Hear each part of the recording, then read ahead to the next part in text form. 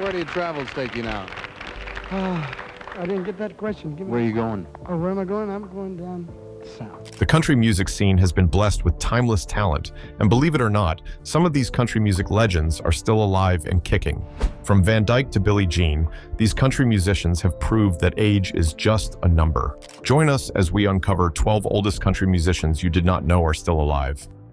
Number 12, Ronnie Dove. Ronnie Dove, born on September 7th, 1935 in Herndon, Virginia, carved out a remarkable career in both pop and country music. His journey was not an easy one, but it became one of resilience, reinvention, and undying passion for performing. Before he ever set foot on the national stage, Dove served in the United States Coast Guard. It was there that his musical spark truly came alive, as he sang with a group called the Bell Tones. When his service ended, he packed his dreams and moved to Baltimore, Maryland. Starting small, he played in local clubs and lounges, slowly gathering fans who were drawn to his smooth, heartfelt voice. His big break arrived in 1964 with the release of Say You. The song opened the door to a string of hits that would make him one of the most familiar voices of the decade. Between 1964 and 1969, he placed 14 songs on the Billboard Hot 100. Tracks such as Right or Wrong, One Kiss for Old Time's Sake, and A Little Bit of Heaven captured the hearts of listeners and gave him a permanent spot in pop history. But fame never comes without hardship. At the height of his success, Dove faced the challenge of shifting music trends. The 60s ended, and the pop scene evolved quickly, leaving many artists behind. Instead of giving up, Dove reinvented himself. In the 1970s, he crossed into country music, showing his versatility by signing with new labels and landing songs on the Billboard country charts. This move was risky, but it proved that he was more than just a pop star. He was a true performer who could adapt and survive. His career also faced personal storms. Dove battled through financial difficulties, management struggles, and even health scares, but he never abandoned music. There were accidents on the road during tours and rumors of industry feuds, yet his calm charm and determination always brought him back to the stage. While other stars faded, Dove kept going, never losing touch with the loyal fans who had supported him from the beginning. Now, in his late 80s, Ronnie Dove continues to perform, astonishing audiences with the same smooth voice that first won hearts decades ago. If you think this is the oldest star still alive, think again, because the last one will truly make your jaw drop. Number 11, Margie Singleton. Margie Singleton was born on October 12, 1935 in Coushatta, Louisiana. From humble Southern roots, she rose to become one of the most respected female voices in country music. Her story is one of talent, determination, heartbreak, and survival. In the early 1960s, Singleton's voice began turning heads when she stepped into the spotlight through memorable duets with country giants like George Jones and Farron Young. Her harmonies carried warmth and sincerity, blending beautifully with their voices and producing songs that left lasting marks on the country charts. These collaborations gave her a platform that quickly earned her recognition as more than just a duet partner. She was a songwriter and singer with her powerful identity. Her gift for storytelling did not go unnoticed. Major stars such as Teresa Brewer, Tammy Wynette, and Charlie Pride went on to record her songs, proving that her pen was as strong as her voice. But despite her growing influence, chart success was fleeting. While her early years promised much, the hits eventually slowed. Many blamed poor promotion and struggles with management, while others whispered about the male-dominated industry not giving her the space she deserved. Still, Margie refused to fade into silence. She continued recording music, releasing singles under her husband Leon's independent label. Together, they toured with the Country Music Spectacular, keeping their love for performing alive. Margie also became the heart of his band, the Strings of Nashville, often traveling long hours on the road. But life on tour was not without its challenges. Financial setbacks, canceled shows, and the personal strain of balancing marriage, motherhood, and music often took a heavy toll. Tragedy struck in 2014 when Leon passed away. After decades of partnership on and off the stage, Margie was left heartbroken. Yet, rather than stepping away, she returned to the studio, pouring her grief into her art. She recorded a new gospel album and revisited some of her beloved earlier songs, giving them new life with the wisdom and emotion of age. Now, at 89, Margie Singleton remains active in both performing and songwriting.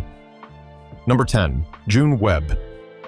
Jeanne Webb was born on September 11, 1934, in Nashville, Tennessee, the very city where country music beats at its strongest. Growing up surrounded by the rhythm and soul of the genre, it was no surprise that she would one day step onto the stage herself. Though her name never reached the dazzling heights of superstardom, Webb built a career marked by passion, struggle, and perseverance, leaving behind a legacy that continues to echo in the hearts of country music lovers.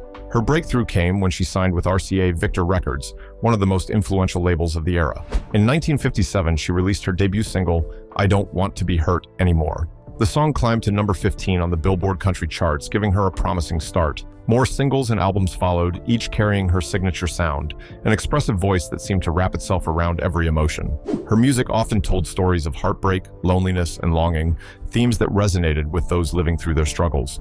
But fame has never been kind to every artist. While her talent was undeniable, Webb faced challenges in breaking through an industry dominated by fierce competition and changing tastes.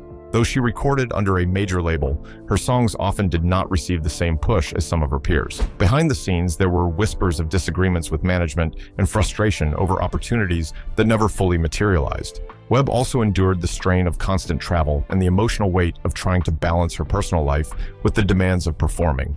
Like many artists of her time, she fought through industry politics, financial pressures, and the heartbreak of watching her work sometimes go unnoticed. The lack of massive commercial success might have dimmed her spotlight, but it never dimmed her dedication.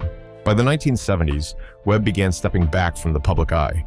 Accidents on tour, personal setbacks, and the exhausting grind of the road all contributed to her decision to slow down. Still, her recordings continued to speak for her, carrying her voice to new generations. Many contemporary singers who lean on traditional country roots can be traced back to the foundation laid by artists like her.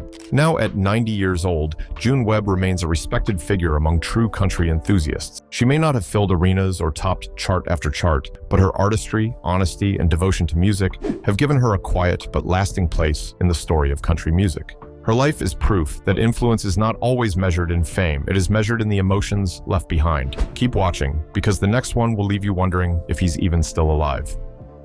Number 9. Joe Melson. Joe Melson was born on May 11, 1935 in Texas, a place that has produced some of the most soulful voices in American music. His life became a remarkable blend of talent, perseverance, and quiet resilience, even though his name never shone as brightly as some of the stars he helped create. At 90 years old, his story remains one of the most fascinating in country and pop songwriting history.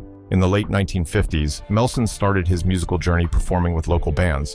While many young artists dreamed of the spotlight, he was already crafting songs that carried a deep emotional core. His gift was in shaping words that cut straight to the heart. This talent led him, in 1959, to a fateful partnership with Roy Orbison. Together, they created music that would define an era. Their first major success came with Only the Lonely in 1960, a haunting ballad that soared to number 2 on the Billboard Hot 100. This song did more than launch Orbison into stardom. It proved that Melson's songwriting could touch the world. They followed it with other unforgettable classics, including Blue Angel and the dramatic Running Scared, which reached number 1 in 1961. These songs were not just hits, they were emotional experiences, filled with heartbreak, longing, and vulnerability that listeners felt in their bones. Yet, behind the curtain of success, Melson faced challenges. His partnership with Orbison was brilliant but also demanding, with industry pressures and creative clashes testing their friendship. Rumors swirled about disagreements over credits and direction, tensions that often haunt co-writers when the spotlight shines more on one than the other. Despite these hurdles, Melson never stopped writing, even as he attempted to carve out his career. He released singles such as Hey Mr. Cupid and Twinkle Toes, proving he had the voice to match his pen. Still, his solo career never reached the heights of his collaborations. The industry was harsh, and accidents on tour, management struggles, and the overshadowing fame of his peers often left his work underappreciated. But rather than give in, Melson chose endurance. In 2002, his contributions were finally honored with induction into the Nashville Songwriters Hall of Fame, a recognition that secured his rightful place in music history. Number 8. Bobby Bare. Bobby Bare, born Robert Joseph Bare on April 7, 1935 in Ironton, Ohio, grew up in a small farming family marked by hardship. The loss of his mother at the age of 5 left him with little guidance, and early responsibilities forced him to mature quickly. Music became his refuge, and by his teenage years, the guitar was his closest companion, guiding him toward a path that would define American country music. The 1950s were challenging. Bare experimented with rock and roll, releasing singles that failed to gain traction. Financial struggles were constant, and at times he considered giving up entirely. His breakthrough came in 1959 with the All-American Boy, which reached #2 on the Billboard Hot 100. Yet in a cruel twist, the label mistakenly credited the song to another artist, Bill Parsons, denying Bear the recognition he had earned. Undeterred, Bear pressed on, and in the 1960s, his career flourished. Hits like Detroit City, 500 Miles Away from Home, and Marie Laveau resonated for their raw emotion and storytelling. He championed songwriters such as Tom T. Hall, Chris Christopherson, and Shel Silverstein, transforming their work into unforgettable performances. In the 1970s, Bear defied convention by embracing the outlaw country movement, producing his recordings to retain creative control. This bold move placed him among the rebels who reshaped the genre. His persistence and impact were formally recognized in 2013 when he was inducted into the Country Music Hall of Fame. Now at 90, Bobby Bear continues to perform and record, embodying resilience and dedication. His life reflects loss, defiance, and triumph, proving that true legends are shaped not only by success, but by the struggles they overcome. Through decades of challenges and triumphs, Bear's influence on country music remains enduring and profound. Number 7, Ray Walker. Ray Walker was born on March 16, 1934, in Centerville, Mississippi. Music was woven into his life from the very beginning. He began performing publicly at 6 and was already being recorded by the age of 13. What started as a childhood gift soon became the foundation for one of the most remarkable careers in American music. In 1958, Walker joined the Jordanaires, a vocal group known for its smooth harmonies. His deep, powerful bass quickly became a signature sound, perfectly complementing their collaboration with Elvis Presley. Walker's voice added haunting depth to classics like Can't Help Falling in Love and Are You Lonesome Tonight, becoming an essential yet often overlooked part of these legendary recordings. Beyond Presley, Walker and the Jordanaires backed countless stars, from Patsy Cline to Jim Reeves and Ricky Nelson. His versatility spanned country, gospel, and pop, making him one of the most reliable and sought-after vocalists of his era. By 2006, Walker had appeared on over 200,000 recordings, a staggering number that may make him the most recorded singer in history. A long career brought challenges, grueling tours, exhaustion, accidents, and the struggle for recognition in a complex music industry. Yet his dedication never wavered. Now 91 years old, Ray Walker's bass voice remains a cornerstone of American music. Number 6, Johnny Western. Johnny Western, born on October 28, 1934, in Two Harbors, Minnesota, grew up with a love for the open range and the stories of cowboys. From an early age, he was inspired by the films of the Wild West, and by his teenage years, he was already performing and making a name for himself in local music circles. His passion for storytelling through song would shape a career that spanned more than 6 decades, encompassing music, television, radio, and live performance. In 1958, Western co-wrote and recorded The Ballad of Paladin, the theme song for the popular television series Have Gun Will Travel. The song became an instant classic, defining not only the series, but also Western's early career. Its blend of narrative strength and Western spirit captured audiences and critics alike. Another song associated with the show, Stan Jones's Cowpoke, earned recognition from the Western Writers of America as one of the top 100 Western songs of all time. These early successes showcased Western's talent for crafting stories in song, but the path forward was not smooth. Shortly after these achievements, he faced a major career setback when he lost his recording contract. The music industry, with its shifting trends and tough competition, proved unforgiving. Yet Western persevered. In 1981, he recorded a self-titled album, Johnny Western, at Johnny Cash's House of Cash studio, a testament to his resilience and dedication. Even with a limited discography, he maintained a steady presence in the country and Western music scene, performing regularly and keeping his voice familiar to fans across the country. Western's personal and professional life was deeply intertwined with legends of the genre. He developed a close friendship with Johnny Cash, performing as a guitarist and singer in Cash's touring ensemble for several years. These collaborations allowed him to share stages with other notable artists and strengthened his reputation as a skilled and reliable performer. Beyond the stage, he enjoyed a successful career as a radio DJ, giving him another platform to connect with audiences and share his passion for Western music.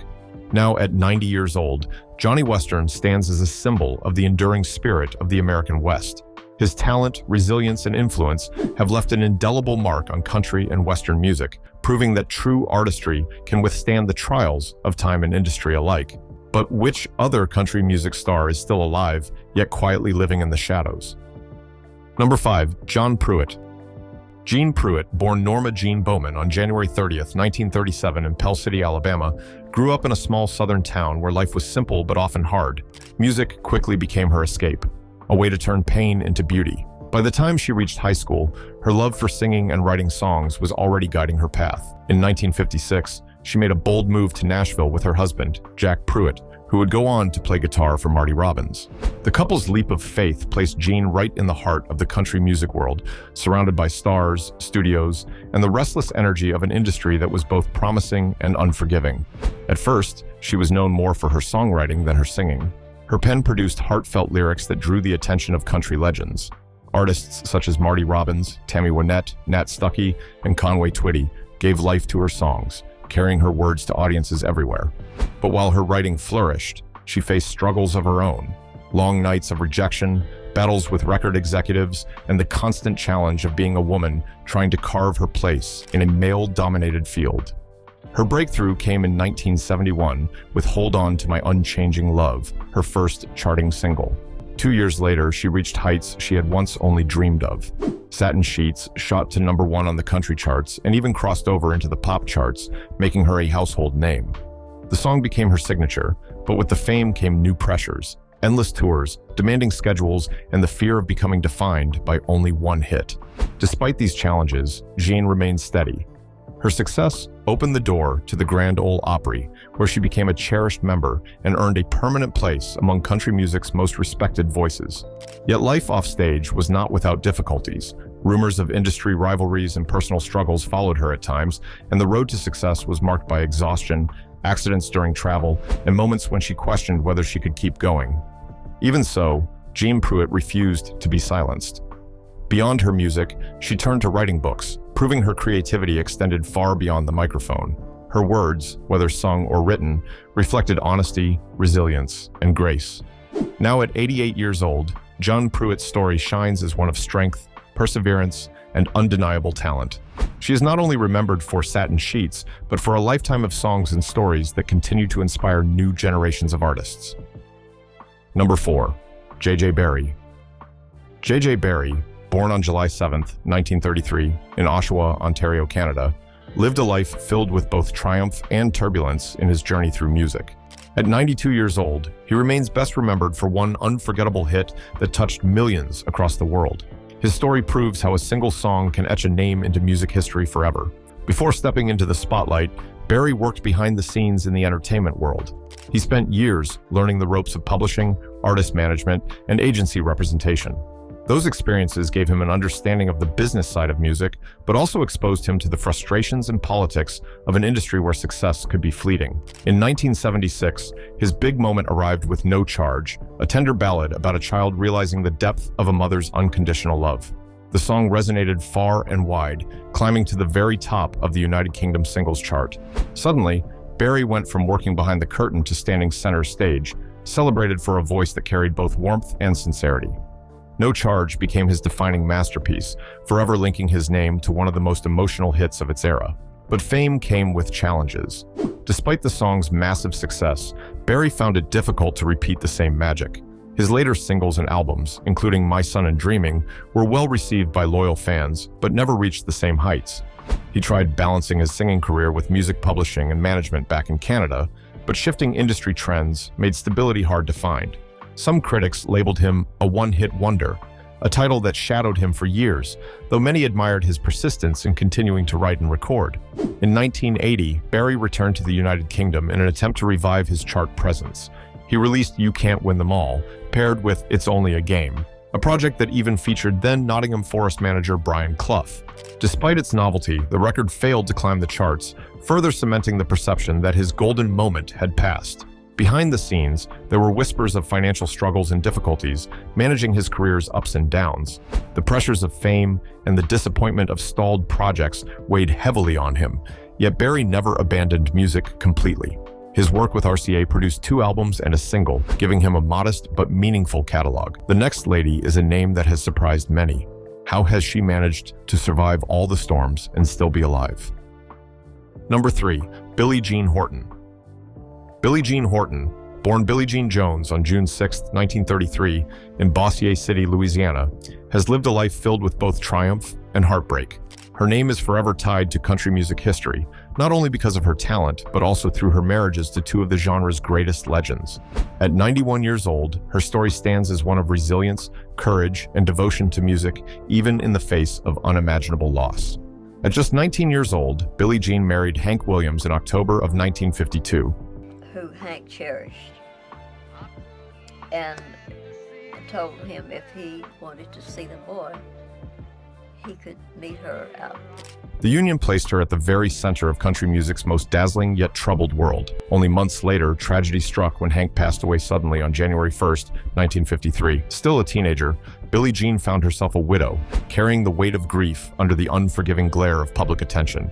Life gave her another chance at love, when in September of 1953, she married rising star Johnny Horton. Their marriage brought joy and stability, and together they welcomed 2 daughters. But happiness proved fleeting. In 1960, Johnny Horton died in a car accident, leaving Billie Jean widowed for the second time before she even reached her 30th birthday. The shock of losing 2 husbands, both icons of country music, cast her life in both legend and sorrow. Despite her grief, Billie Jean refused to be defined only by tragedy. She pursued her musical career, releasing Ocean of Tears in 1961, a single that climbed into the country top 40.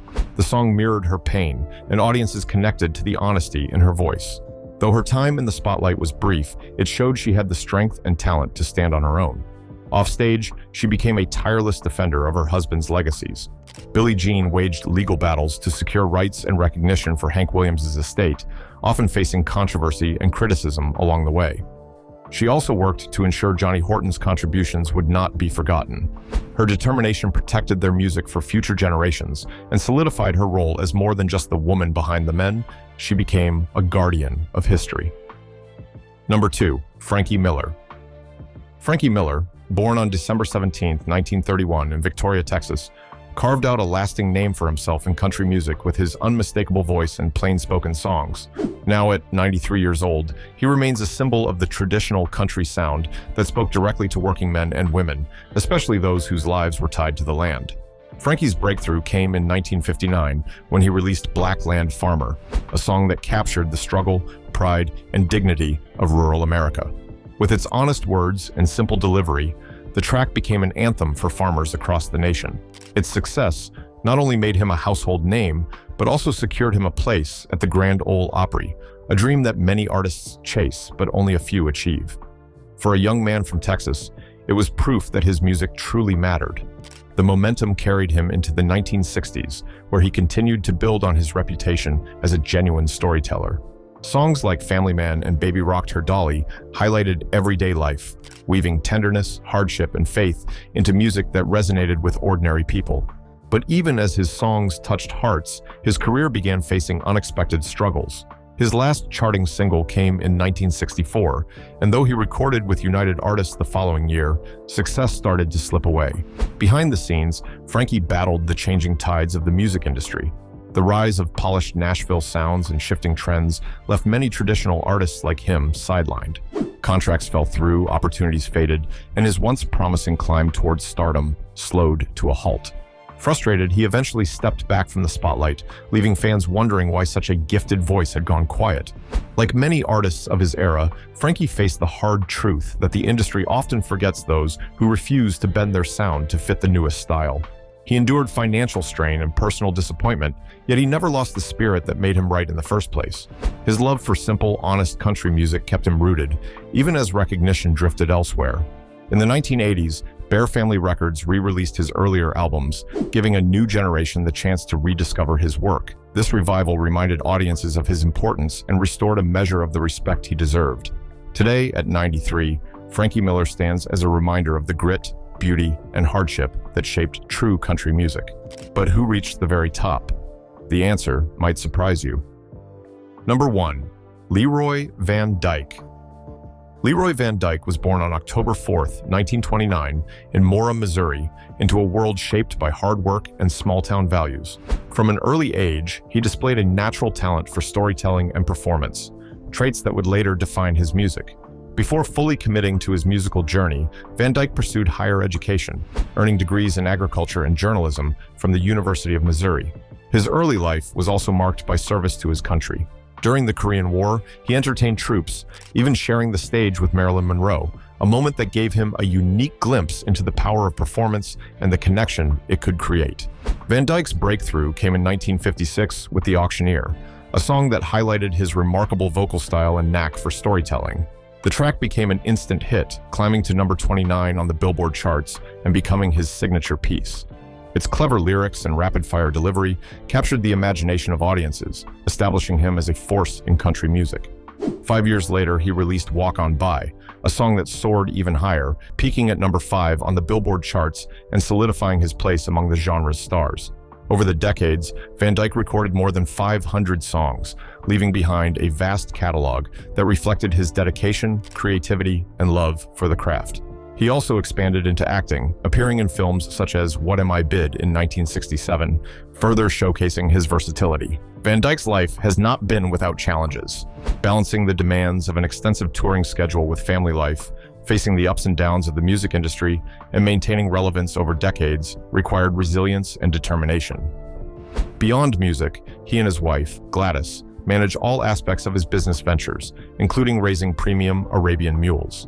Their son, Ben, contributes to the family's musical legacy by playing lead guitar in all Van Dyke performances. Now, at 95 years old, Leroy Van Dyke remains celebrated for his contributions to country music. If you enjoyed this video, like and subscribe, and also click the next video shown on your screen.